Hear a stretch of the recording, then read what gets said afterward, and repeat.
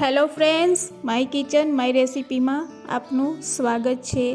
આજે આપણે લારી ઉપર મળે તેવા મુંબઈના પ્રખ્યાત એવા ડુંગળીના ભજીયા બનાવીશું। આ ભજીયા બનાવવા ખૂબ જ સહેલા છે અને ફક્ત 15 મિનિટમાં બનીને રેડી થાય છે। આ ખાવામાં તો ખૂબ જ ક્રિસ્પી પણ લાગે છે। જો રેસિપી સારી લાગે તો લાઈક અને શેર જરૂરથી કરજો અને જો તમે મારી ચેનલ ઉપર નવા હોય તો મારી ચેનલને સબસ્ક્રાઈબ કરી બાજુનું બેલ બટન દબાવવાનું ભૂલશો નહીં, જેથી કરીને તમને મારા નવા વિડીયોનું નોટિફિકેશન મળતું રહે।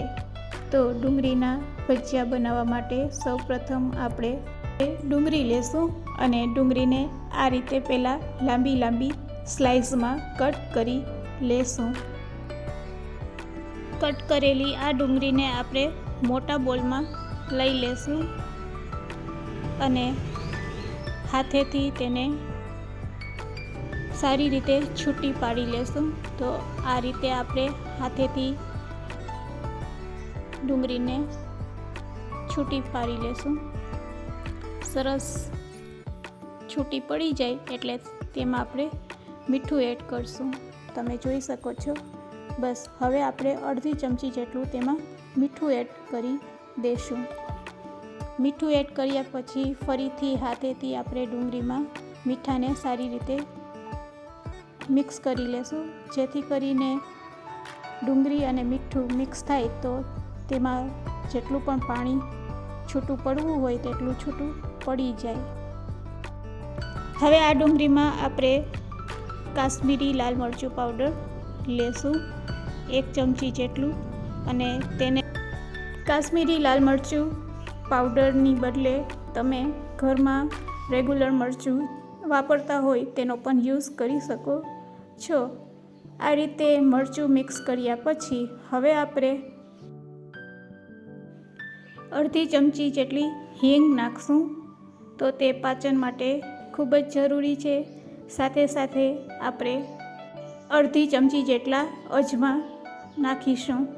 આ રીતે હાથેથી અજમાને આપણે ક્રશ કરી લેશું। તો બંને હાથેથી આ રીતે સારી રીતે ક્રશ કર્યા પછી અજમાને તેમાં એડ કરી દઈશું।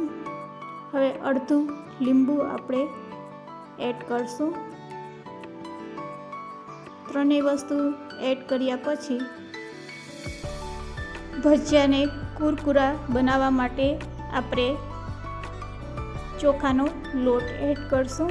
તો 2 ચમચી જેટલો ચોખાનો લોટ અને સાથે સાથે આપણે 3 ચમચી જેટલો ચણાનો લોટ પહેલાં નાખીશું, પછી જેમ જોઈએ તેમ આપણે તેમાં એડ કરશું। અત્યારે 3 ચમચી જેટલો ચણાનો લોટ નાખીશું, સાથે સાથે થોડીક કોથમીર એડ કરશું। બધી વસ્તુને સરસ રીતે મિક્સ કરી લેશું। અહીંયા આપણે બેટર બનાવવાનું નથી, ફક્ત ડુંગળી ઉપર સરસ લોટનું કોટિંગ થઈ જાય તે રીતે આપણે લોટ ઉમેરતા જશું। પહેલાં આ રીતે સારી રીતે 1 મિનિટ માટે તેને આ રીતે લોટને ડુંગળી સાથે સરસ મિક્સ કરી લેશું। હવે જરૂર લાગે તો આપણે લોટ ઉમેરશું। તો અહીંયા મને 1 ચમચી જેટલો લોટ નાખવાની જરૂર લાગે છે, તો આપણે 1 થી 1.5 ચમચી જેટલો લોટ તેમાં એડ કરી હવે તેમાં આપણે અડધીથી પણ ઓછી હળદર એડ કરશું। તો હળદર પાવડર એડ કર્યા પછી ફરીથી આપણે લોટને મિક્સ કરવા માટે થોડું પાણી એડ કરશું અને આ રીતે ડુંગળી સાથે લોટને સારી રીતે મિક્સ કરી લેશું। લોટ છે એ ડુંગળી સાથે સરસ કોટિંગ થઈ ગયું છે। હવે આ ભજીયાને આપણે ક્રિસ્પી બનાવવા માટે આપણે તેમાં થોડું ગરમ તેલ એડ કરશું। તો આપણે ભજીયા માટે પહેલાં તેલને ગરમ કરી લેશું અને ગરમ તેલ આમાં એડ કરશું। અહીંયા આપણે ગેસની ફ્લેમ ચાલુ કરી અને તેલને ગરમ કરી લીધું છે। તેલ સરસ ગરમ થઈ ગયું છે, તેમાંથી 1 ચમચી લઈ અને આપણે રેડી કરેલા મિશ્રણમાં એડ કરી દેશું અને આ રીતે હાથેથી તેલને સારી રીતે મિક્સ કરી દેશું. આ રીતે તેલ એડ કરવાથી આપણા ભજીયા છે એ ખૂબ જ ક્રિસ્પી બનશે. ભજીયા બનાવવાનું મિશ્રણ પણ રેડી છે અને આપણું તેલ પણ ગરમ થઈ ગયું છે. તો હાથેથી મીડિયમ સાઇઝના આ રીતે તેલમાં આપણે ભજીયા પાડી લેશું. સમાય તેટલા આપણે ભજીયા તેમાં એડ કરી દેશું. તો આ રીતે આપણે મીડિયમ સાઇઝના ભજીયા તેલમાં પાડતા જઈશું. સારું એવું તેલ ગરમ થઈ જાય પછી આપણે ગેસની ફ્લેમ સ્લો કરી અને આપણે આ રીતે ભજીયા તેલમાં પાડવાના હોય છે અને બધા ભજીયા સારી રીતે તેલમાં સેટ થઈ જાય એટલે આપણે ગેસની ફ્લેમને હાઈ કરી દઈશું.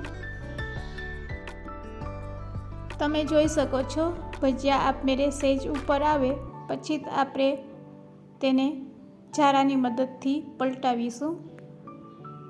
ચોમાસાની સિઝન ચાલુ થઈ ગઈ છે અને વરસાદમાં આ ભજીયા ખાવાની તો ખૂબ જ મજા પડી જાય છે. 2 મિનિટ આ રીતે મીડિયમ ટુ હાઈ ફ્લેમ ઉપર આપણે ભજીયાને તળી લેશું. આ ભજીયા તળાતા ફક્ત 2 થી 3 મિનિટ લાગે છે. ભજીયાનો કલર ગોલ્ડન બ્રાઉન કલરનો થાય એટલે આપણા ભજીયા બનીને રેડી છે. અહીંયા આપણા ભજીયા તળાઈને રેડી છે, તેને આપણે એક પ્લેટમાં કાઢી લેશું. તે જ રીતે હવે બચેલા બાઇન્ડિંગમાંથી પણ આપણે બધા ભજીયાને આ રીતે તળી લેશું. આ રીતે તેલમાં ઉમેરતા જઈશું અને આ ભજીયાનો કોઈ ચોક્કસ શેપ કે આકાર હોતો નથી. આ ભજીયાને આપણે મીડિયમ સાઇઝના ભજીયા આ રીતે તેલમાં પાડીતા જઈશું અને તેલમાં સેજ ઉપર આવે એટલે તેને આ રીતે ઝારાની મદદથી હલાવતા જઈશું. ગેસની ફ્લેમને મીડિયમ ટુ હાઈ રાખીશું અને તળતા જઈશું. ગોલ્ડન બ્રાઉન કલરના થાય એટલે આપણા ભજીયા એકદમ ક્રિસ્પી બનીને રેડી થશે. તો અહીંયા પણ આપણા ભજીયા તળાઈને રેડી છે, તેને પણ આપણે એક પ્લેટમાં કાઢી લેશું. તો સરસ આપણા ભજીયા બનીને રેડી છે, તેને સર્વિંગ પ્લેટમાં લઈ લેશું. રેડી છે આપણા ડુંગળીના ભજીયા. તેને ટમેટો કેચઅપ કે ખજૂર આંબલીની ચટણી સાથે આપણે સર્વ કરીશું. એકદમ ક્રિસ્પી અને વરસાદી વાતાવરણમાં ખાવાની મજા પડી જાય તેવા ડુંગળીના ભજીયા બનીને રેડી છે અને ટેસ્ટમાં તો ખૂબ જ ટેસ્ટી લાગે છે. તો એકવાર આ રીતે જરૂરથી બનાવજો અને રેસીપી સારી લાગી હોય તો શેર કરવાનું ભૂલશો નહીં. વરસાદી વાતાવરણમાં ખાવાની મોજ પડી જાય એવા ડુંગળીના ભજીયા.